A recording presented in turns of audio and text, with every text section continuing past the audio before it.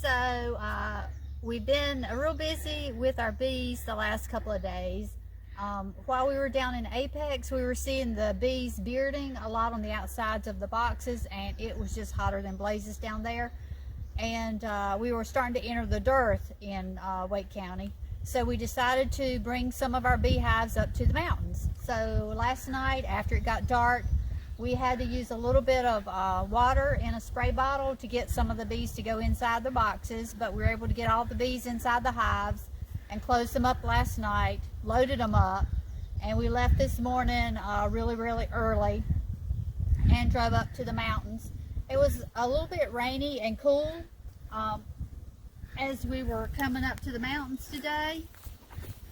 And when we got here, we actually went ahead and set the Bee Happy Hive, and we put the swarm trap that still has a colony in it on top of this box on the end that was already here. We had those pads already ready. The two bigger boxes, the Big Bee Hive and the Flying High Hive, we had to actually set the blocks for those, level them up, and so that took a little bit of work.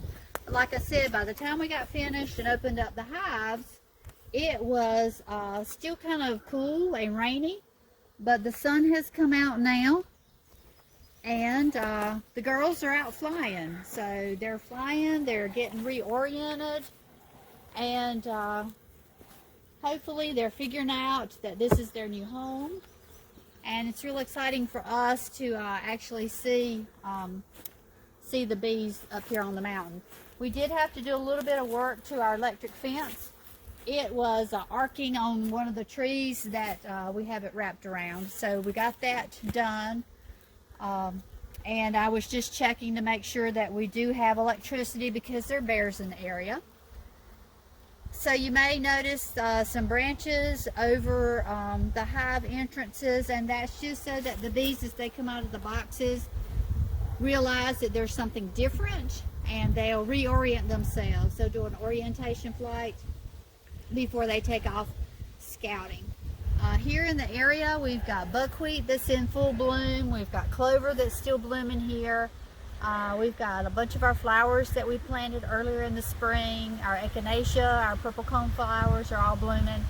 So we think there's going to be lots for the bees to enjoy here up on the mountain. So we're excited to have we're really excited to have them here. This is one of the patches of buckwheat that's in full bloom. And when we got here this morning, the bumblebees were out here. But now the buckwheat is filled with honeybees. You can just hear them. Wow. So I think our honeybees that we just brought from Apex and opened up the hives have obviously found the buckwheat. And hopefully they're going to just be loving it up here on the mountain. We've got some other flowers that we planted over here that are blooming, and then the native flowers are all blooming too now. So hopefully this is going to be a happy home for our little girls. Yeah, I think this is going to be a good move for our girls.